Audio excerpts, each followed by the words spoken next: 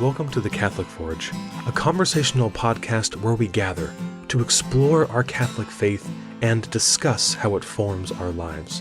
All are welcome to join in this conversation and journey. Thank you for listening.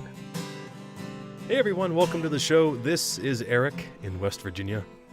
This is Ben in Kentucky. And this is John in the birthplace of McDonald's. What? No. Yeah, Des Plaines, Illinois, first McDonald's. Wow. Huh. Have you been to this location? I have as a child. I don't remember it all, but my parents actually used to go there. And then one time we brought it up, and they're like, "Oh, we'll take you," and they took us. And I have no memory of it, but we did go there. What's the guy's name? Because it wasn't McDonald. What was the guy's name that started it? You guys know? Hamburger. I don't know. It's something short and to the point, like Roy Buck or something like that. I don't know. That's awesome. We never went to the first KFC in Kentucky, but they say, Ben, have you ever been there? Did you ever go in your years? I want to say when I was a kid, really young, I think my grandmother, I went with her to, I think I may have. Mm-hmm. I can barely remember. I guess they have like a special menu, and it's like more like a... What are we doing? Get off the Kentucky Fried Chicken. It is time to move on here. There is good. You could good never point. spend enough time. No. I can remember, Eric, actually, do you remember when you were here, it was when Kentucky Fried or KFC came out with the sandwich that used chicken for the bread, and then it was bacon or something. Eric and I are like, we got to try this, and we ran to, I think probably one of the only times I've ever been to KFC, we ran there to try that sandwich that was made, the bread was replaced by fried chicken. Yeah. Well, you guys and my brother. He went for that too. We're the only people who tried it. Yeah. Anyway, welcome to the Catholic Forge fast food review. But here we are, and before we get into the topic for this episode, a few items of new business, and John was very clever there with his little Illinois quip. He gave some accent to the word birth, and that's because John, tell the people your special news. Yes, we began our podcast, and I think it was on that initial podcast that I announced to the world that we were pregnant, and we just had the baby just a few days ago, and so our fifth child, Bernadette is her name, and she's come into the world, and all was very well. I thank everyone for their prayers, and it was a very, very wonderful birth. Great. Well, congratulations to you and Cecilia and to the whole band. That's a lot of fun. Yeah, that's very cool. Very cool. So that has much to do with the episode, but first, 3 more items of new business. I also have some great news to share, and it's not nearly as fun as Eric John's. is pregnant. I watched the movie with Junior. When Arnold gets pregnant. Oh my gosh, that's not really a deep cut, but that is fun. No, I'm not pregnant. At least I'm feeling around, and nothing seems autonomous in there. But indeed, I've accepted a position at a parish in Independence, Missouri, and I'll be starting there quite soon. And so what does this mean for the Catholic Forge? Absolutely nothing, except that from then on, it'll be, hey everyone, welcome to the show. This is Eric in Missouri. And so, The show me state. That's exactly. What does that mean? Someone said that on Facebook to me. They said it's the show me state. Show you what? The governors, to my understanding, one of the governors said, we'll show you, what we can do. And there was some use of the word show me, and so it became the show me state, because we'll show you what we can do. It's a proud, we can do it kind of thing. It's to my understanding. Yeah, like they're still proud. Like here in Kentucky, I see commercials for Missouri, just like tourism commercials, like come to Missouri. Yeah. Right. Mm-hmm. Independence is a delightful town. It's a wonderful parish. And so if you're in Independence, please come visit us at St. Mark's. Independence has a wonderful and rich history. It's where, Harry Truman lived much of his life, and his museum is there with his cars and all of his documents. And when they arrested Jesse James, they brought him to Independence and put him in jail there. So it's a wonderful place. And so anyway, that's just kind of some excitement on my side of the aisle. And also quickly, just another note. If you haven't already, and if we could convince you to, would you go over to youtube.com, find our channel, the Catholic Forge channel, and subscribe to it. And the reason I can't give you an address, because it should be youtube.com/the Catholic Forge. But right now it's youtube.com, and then letter for letter typed out the entire recipe for John's pumpkin pie. It's just crazy. And so if we get to 100 subscribers, then we can have what they call a vanity URL, and then it will be http youtube.com/the Catholic Forge. And so if you haven't subscribed yet, we'd appreciate your help going over there and clicking subscribe. If you don't know how to subscribe, make a Gmail account. It's free, it's fast, it's secure. Then go over to YouTube and you can give us a phantom subscription, and that's fine too. And finally, in a most solemn moment, we would like to confer upon Ben the first degree of nerdhood, because Ben has begun an exciting adventure into the kingdom of the... This is so for me to round out everyone's sharing news. I'm going to match a childbirth moving halfway across the country. I'm going to match that with that I've started reading comic books. Oh, how wonderful. And I'm enjoying it. Okay. So there. We just lost our one subscriber now. Oh no! Eric's mom, come back. She said enough comic talk. Oh no. It is exciting. Ben, he came to me maybe like a month ago or so or whatever, and he said, "Hey, what do you know about comics?" And I don't know much, but it was just a fun kind of back and forth, and getting him excited about that. So it's just fun. It's fun to discover something like that. Yeah. It's actually filling a void that I didn't know I had. It's the perfect blend when I'm feeling industrious enough to read, but I don't want to be quite so lazy as to watch TV. It's right in the middle. It's like reading TV. It's Sure, that's a good way to say it. It's just the right the Comic-Con people power. are gonna be angry with us now. We're gonna have to backpedal that. So, well, as it was famously said, our hearts are restless until they rest in the complicated backstory of the Marvel Cinematic Universe, or whatever it's called. So it's true. So very excited. So congratulations to everyone, I suppose. And now we can get on with it. 8 minutes into the John, show. I'm sorry. Yeah, well, hey, that's okay. Life with a newborn, and John gets to sort of drive the truck or whatever today, because he has the most recent experience with this. And so John, it's an open playing field. Tell us what has been happening in your home and in your heart with Bernadette's entry into the world. Yeah, I think it can be summed up in the phrase "no sleep." It's an amazing thing. And of course, I think that would be a real neat thing for us to do today, is to kind of reflect upon this first days of life, the birth process from the father's perspective. We have a very different experience, of course, and I'm very grateful that my experience is very different than what my wife has to experience during birth. But what is it for us as men? There's a lot that's happening there, and of course you hear about it and you see it in the movies. But what is it really like for three men to talk about that? So I think that's a real neat thing for us to focus on, from our experience of what it was like, the other side of birth there for us to happen. Mm-hmm. So, yeah. I think a great place to start would be do we have, what are memories or things that stand out to us just in general when we think about our child, having our children and the experience we went through? That's a throw to you guys. Put the glove up. It looked like Eric was going to catch it. No. Yeah. I try to keep my head down while I want to defer to Ben. Ben, go ahead, please. Well, I mean, you want me to go back to the beginning? I only have two kids, and Evie's almost 5, so it hasn't been that long ago. But I mean, I remember that first pregnancy test with Evie, and we were so blessed. And naive. We didn't know, we didn't know what problems were with conceiving or having children. It was just like, we got married, we wanted to start a family, and it was perfect and perfectly easy.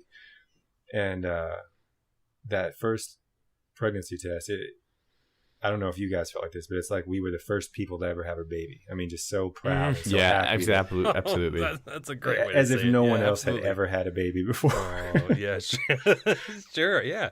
It is a real neat feeling when you're pregnant. I remember that at all the masses, anytime we mention something about pregnant, there's a whole, we're that one, we're the kid. There is that. Yeah.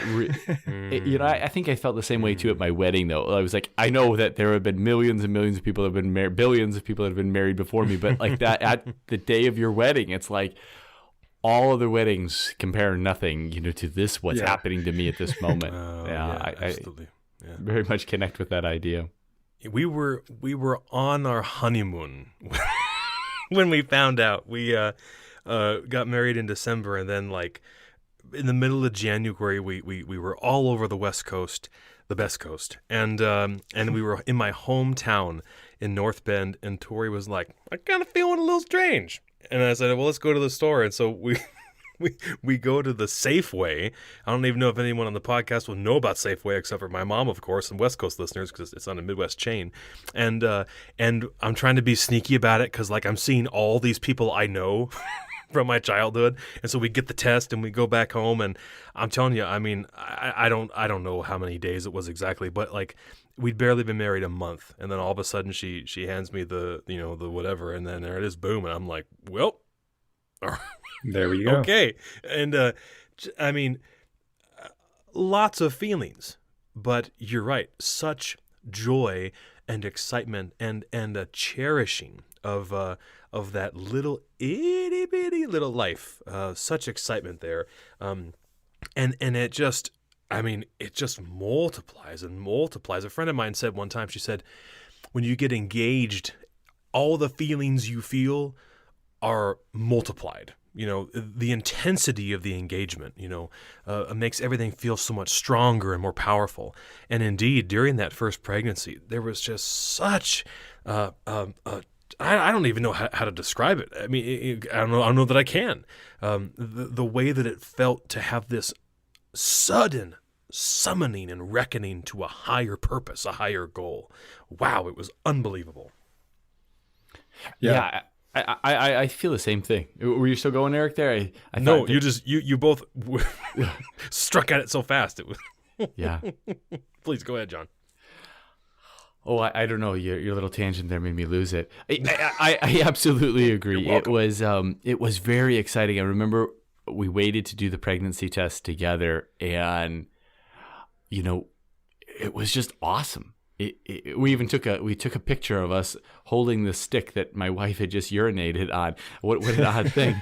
But we took a picture of ourselves. It was just so wonderful. And I just saw that picture recently, and I instantly felt all those things again. It was just such a cool moment to realize that. And then of course, moving on to the birth, I remember I'm not a tremendously emotional person, and I can remember though when that baby came out, the first thing I really saw were its hands, and they looked just like my hands.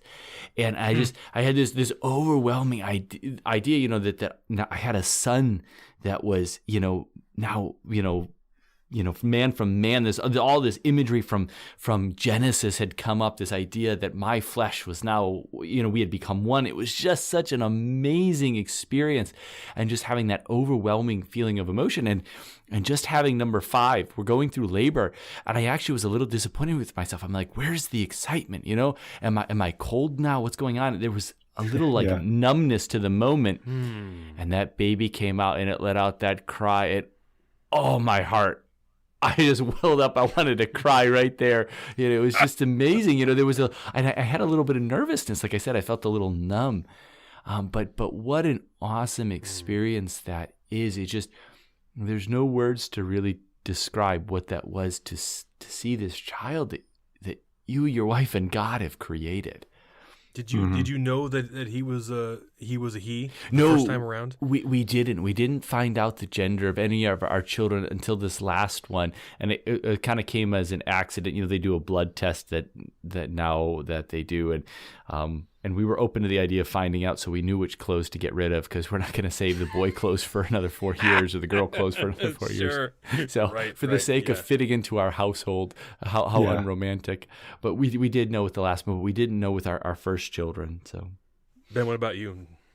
We found out with Evie, and then we chose not to find out with Olive. So Olive was a surprise, but honestly, it was a little anticlimactic. We thought it would be this awesome surprise to find out the gender as she's born, and in the moment with the adrenaline and the excitement, when she came out, the doctor's arm was kind of obscuring that area, and I forgot to even ask or look. I mean, she was out for at least a good 10 seconds had passed, and it hadn't even crossed my mind, is it a boy or a girl? I was just like, a baby, this is great. Yeah. And Alice agreed. She said that was the last thing on her mind. So we haven't decided, if we're able to have another one, God willing, that we haven't decided if we'll do the surprise thing again. But having done it both ways, it was, I like both ways, finding out and not. Yeah. For us, when we chose with our first children, we wanted it to be an active kind of humility, that we're not going to know. And then after a while, it just became a matter of practicality. As unsweetness as that sounds. Yeah, we didn't find out with Hannah, and actually we so wanted her to be a her that we didn't even pick any boy names, and it definitely was not going to be John. And so when we're in the moment, and I don't mind saying that, and I cleared it with her first. Tori had a C-section with both Hannah and Daniel, and so we're in the operating room, and Dr. Joe, a good friend, a fellow parishioner to you, Ben, I believe he's still there. I imagine he is. He pulls her forth from the womb in his hands, and the first thing he said was, "It's a girl," and I cried aloud, "Hannah!" because that was the only name that we had chosen. That was it. It was going to be a girl, and it was going to be Hannah, or it was going to be a boy, and we were going to make everyone wait like the royal family does in England, and then we're going to put the name out on the little board outside the hospital. And so it was fun to not know, just for the excitement of that moment, and I mean, I guess Ben, his arm could have been in the way or something like that, but maybe because he knew us a little bit better, and he knew that we hadn't found out, that he wanted to kind of make it extra special. And then did we find out with Daniel? Suddenly I can't remember, and now I feel like an idiot. Well, in any case, it was I think we knew. I think, well, if I may put my foot in your family business, sure, please. And if I may air some dirty laundry of yours on air, I think you must have found out he was going to be a boy, because I remember you two were disagreeing a little on what name to go with right up close to the end of the pregnancy, and you were only discussing boy names. So I feel like you probably must have known he was a boy. Okay, yeah. I feel like a dummy for not remembering, but it was a while back. But yeah, and there, I mean, it was like, John's right. It's a matter of practicality, but in the end, it's like, you know what? Just make sure that everything you buy is gray, and then we're in the clear. Yeah. And don't worry about it. And I mean, how is it that these little bodies grow so fast? I mean, you very quickly. The wardrobes change so rapidly. It's unbelievable. Golly gee. A lot of times you'll see on a TV show, the dad gets his baby, and all of a sudden everything's different now. How was your experience? Did you have that moment, or what was your experience? I kind of like your outlook on life, and did it affect the way you saw things? I think for me, definitely, but honestly, I think it was gradual. It wasn't necessarily when we brought Evie home. It happened all throughout the pregnancy for me, I think. And I don't know about you guys, kind of throwing another question out there, but I mean, as soon as I found out Alice was pregnant for the first time, I think that changed me. I became more protective of her. I mean, it would be a feminist nightmare, actually, because I was like trying to stop her from doing anything. Like let the strong man do this for you. Don't open that door. Yeah, well, she would have to like tell me, be like, I'm just pregnant. like I'm okay. I can do this. But so yeah, for me the change really happened all throughout the pregnancy. But then of course, yeah, when you get the baby in your arms, it's still magnified. But what about you, Eric? I would settle in part with your sentiment of feeling, of course, during the pregnancy, much more drawn to Tori, protective. She had a brutal, like, 1.5 trimesters with Hannah. I mean, Hannah she was not having fun in there, and Tori didn't get to have any fun either. Remember, we went to whatever it's called there in Georgetown, the Thai Garden. Wonderful Indian food or Thai food, and I mean, Tori's favorite, for years. And you can imagine, we ate the meal and enjoyed it, and we got home, and like 2 minutes after we walked in the door, she threw the whole thing up, and I was like, oh no, and I mean, it was like, and then with Daniel, it was okay. There was some nausea, but she didn't have that same kind of sickness, and just being totally unable to stop that, like I couldn't like scare her. Or pinch her again, get her body to not do that. It's just the way she was. And we tried all kinds of things, working together to find remedies and to relieve those symptoms. But certainly just that drawing near to her, and that was kind of, I think, a lot of my own personal drive with Hannah was still going to work. Making sure the paycheck got where it needed to go and all of that, but really, tending more to Tori, because Tori was so focused on Hannah.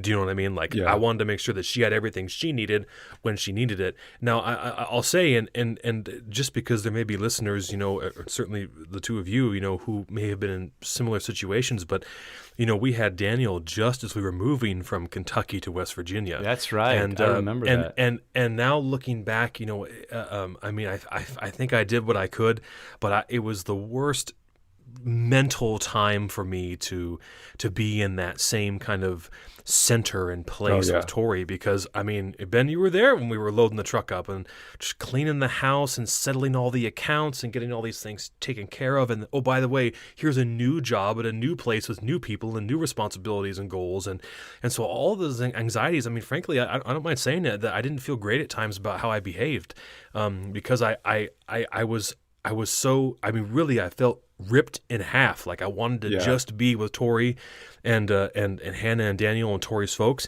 But then I was like, there's this awesome new opportunity which is waiting for me. It's like this other birth. And so I felt really ripped between those two things. Like wanting to get going, but wanting to savor the moment.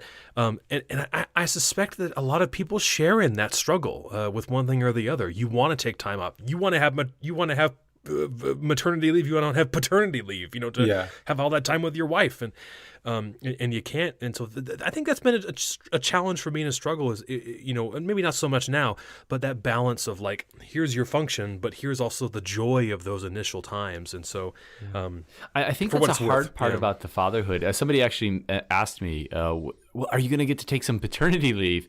And I kind of looked at them and I thought, I wish, like it is very trying for me. I mean, besides the fact that we've had very little sleep this week, it's very difficult to go back because I have like, I'd say almost a nesting instinct. Like I want to go home and like lay in bed with the baby and my wife and just like be present to them. And I can't. And that is a very difficult thing. I never had nearly what you had, because I remember, Eric, when you had to pack up and head out. I wasn't there, but I remember it was very, very difficult. And then having to have Tori come out with the new baby, what a terrifying moment for you. But yeah, I actually was sitting at work today having like the little bit of mourning that I've lost this, that I can't be at home with her. Yeah. To be present to that. So it's interesting you mentioned it, because I wouldn't have really articulated or thought about that without you having a more traumatic experience to express. Not traumatic, but I mean, just looking back on it now and being, and I mean, not feeling sorry for myself, but realizing like I wasn't quite where I needed to be. I remember feeling for you guys big time. Me and Alice, we talked about that of, man, can you imagine having to go through a big move right now with such a young baby? And it's that. I mean, it couldn't have been easy. And something, let me turn a corner, but on the same track.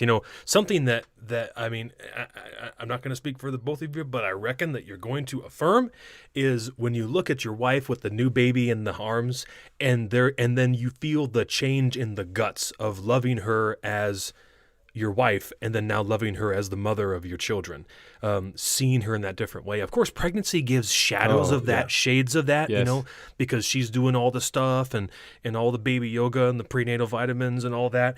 And so you can see the care of the child within, but then sure enough, when you actually see, even in that hospital bed on that first night and they're sleeping together or whatever it is, just like what John said, just an overwhelming of the heart, to where you feel that you could burst for love of it, and also not in a, in the sense of godly fear, right? In the sense of awe.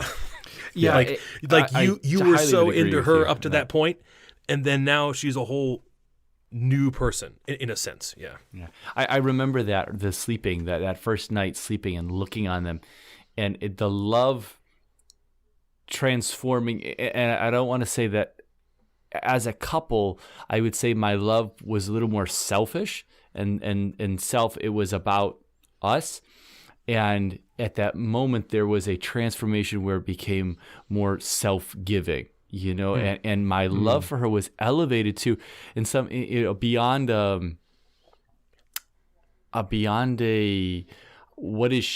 how does she make me feel, to a more dedicated love of I'm dedicated to this person in our family now. So there was a heightening or a maturing of my love. It elevated very much so at that moment. Yeah.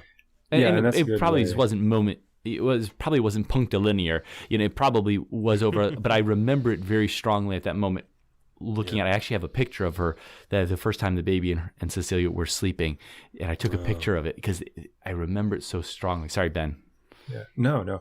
I was kind of commenting on that and going back to your original question of, did everything change the moment the baby was born? That's one thing that definitely, I said during the pregnancy, but one thing that definitely didn't change fully until the baby was born is that just explosion of love, from the father's viewpoint, because mothers are obviously more connected with the baby through the pregnancy, just being that it's in their body, they're having all the hormone changes that come along with pregnancy and connecting them to the baby, and we're on the outside the whole time. We're putting our it's a bit foreign to us, yeah. But when the baby comes out, that's the first time that we've been able to touch it, and so then just that magnification of love of like, whoa, I didn't know I was capable of loving this much. And a funny side note, when Olive, our second, was born, I remember worrying that there was no possible way I was going to be able to love her as much as I love Evie. Yeah. And I couldn't imagine it in my mind until, I think, John, you kind of made a similar type comment earlier. But when she came out, it's like God flipped a light switch just right at that moment. Like, okay, now here's the love that you need. The baby's here. Here's the extra love. And now I will never have that concern again with subsequent kids, because now I know that the love just magnifies.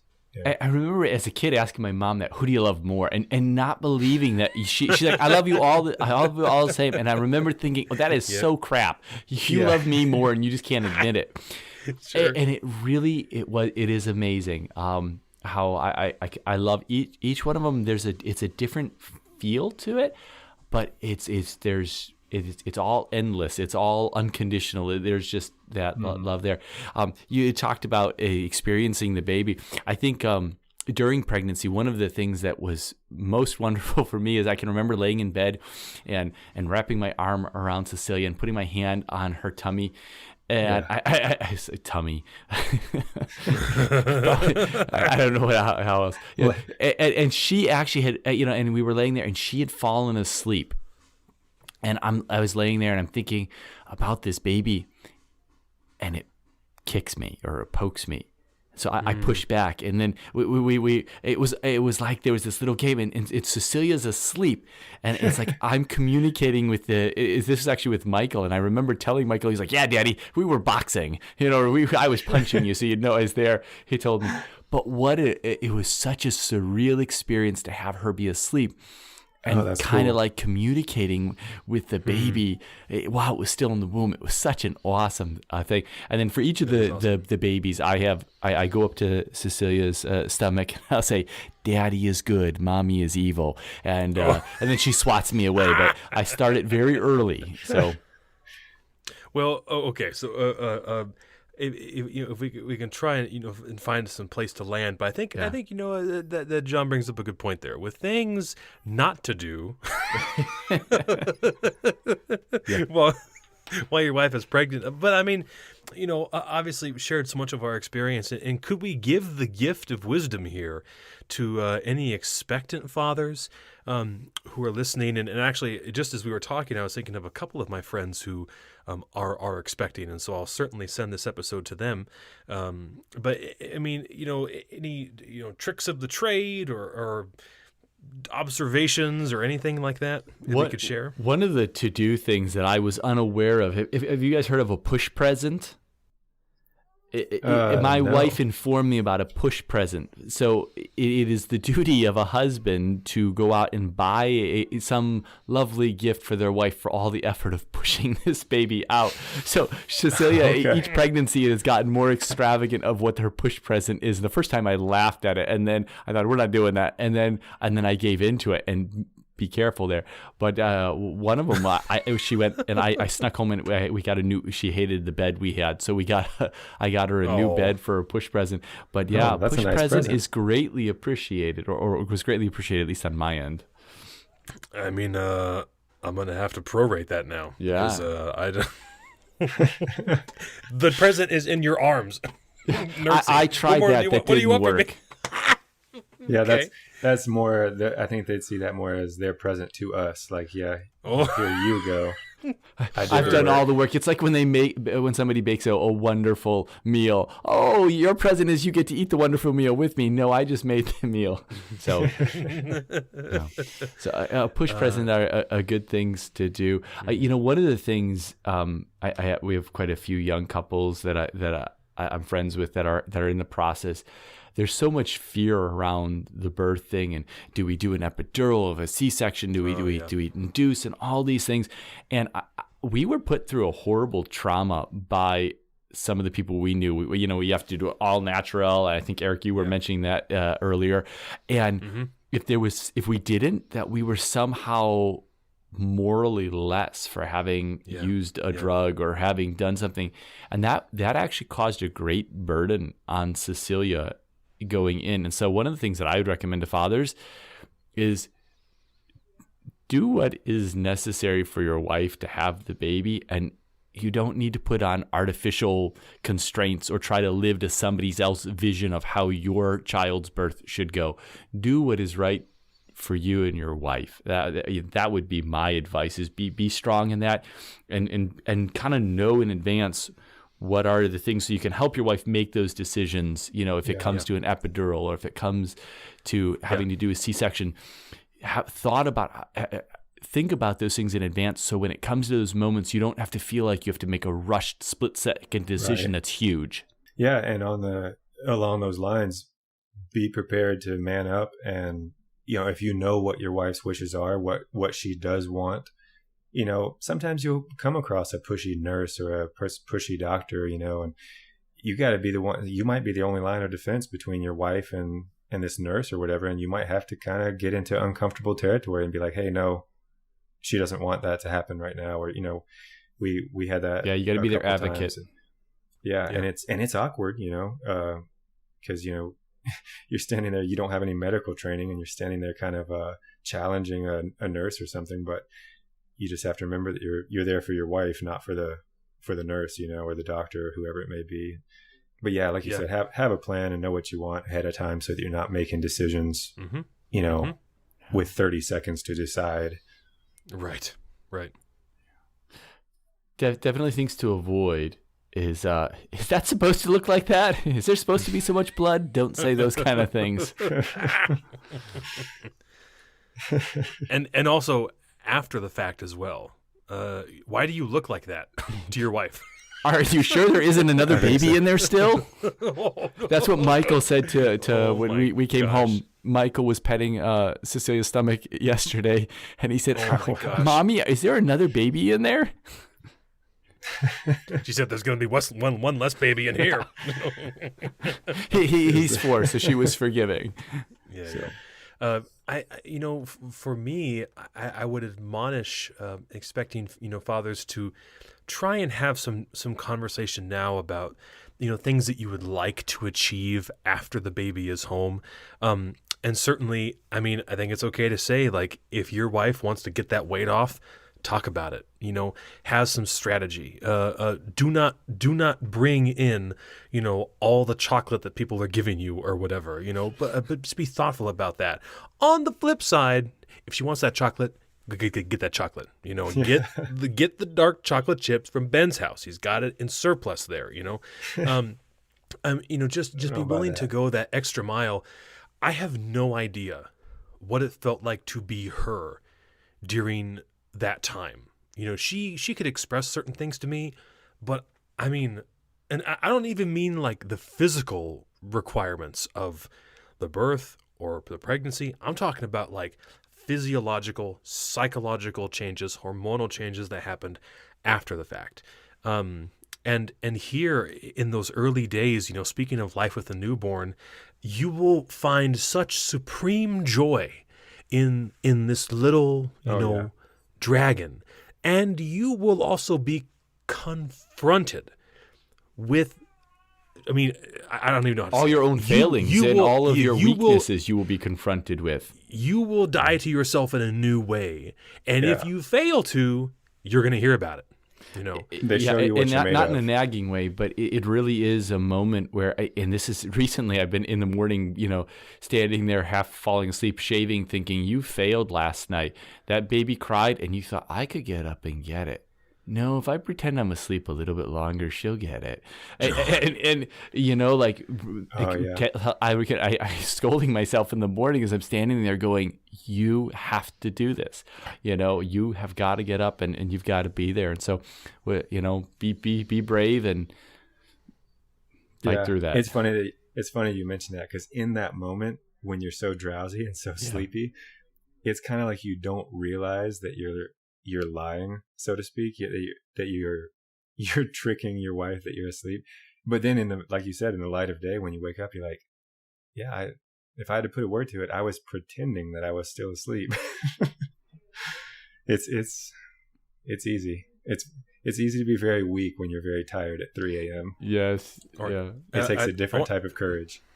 That is true. Well, I normally go to bed about 3, so for me it was never really an issue. But and that's true. That's for real. I stay up late and I enjoy that. Not always. Have been more tired than not recently. But because I stay up so late anyway, I'm there when little baby's saying a little bit of wham. I can be right there. Now, Amazon.com, Seagate expansion 1 terabyte portable external hard drive USB 3.0. Buy it and take more pictures than you think you should, and take more video than you think you should. Record everything. Okay. If you that's Eric's advice. I don't know. Absolutely. That I support well, that. but John, you have testified to all these pictures and all this stuff. Yes. And I'm telling you, I was on the way to the interview in Missouri, and I was looking through my phone and just trying to sort pictures and stuff, and hundreds and hundreds and hundreds of pictures and videos, and I was like, I wish I'd taken more. So many more of Hannah and of Tori and them playing together, and what I have is really fun, but I wish I'd taken twice as many.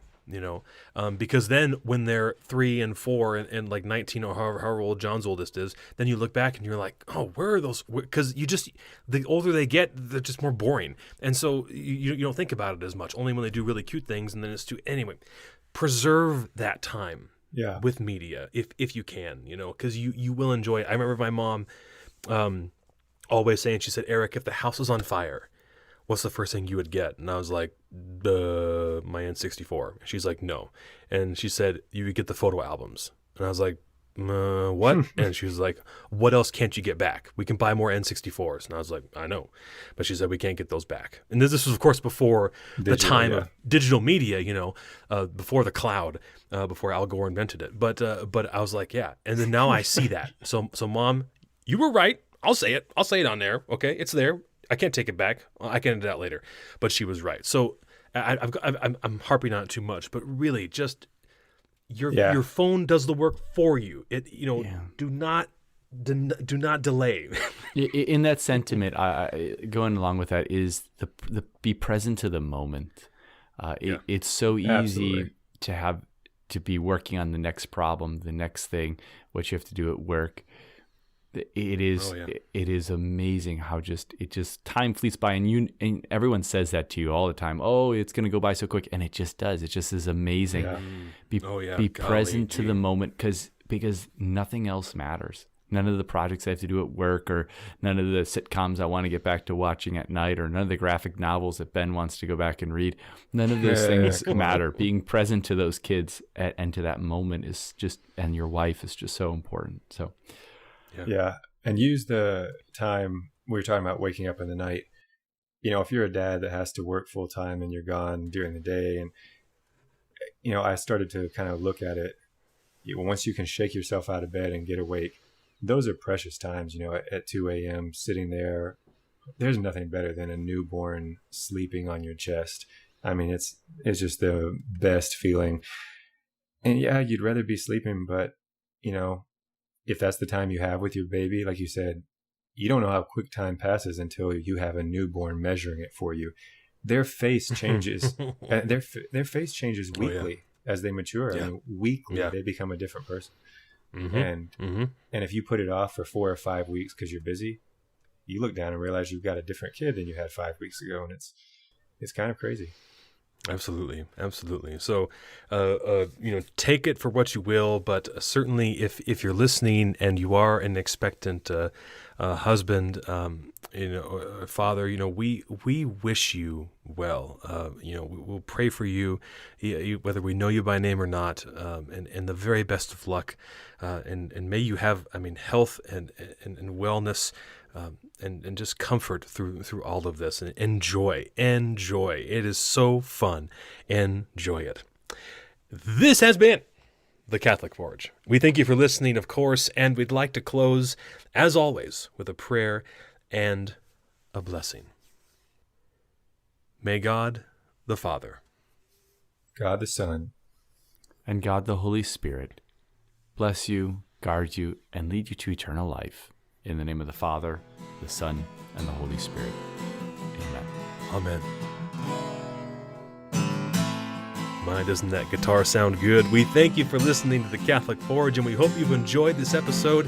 Please leave us a positive rating and review on iTunes, SoundCloud, or YouTube. Continue the conversation with us on Facebook and Twitter, and to get a hold of us, you can reach us at thecatholicforge@gmail.com.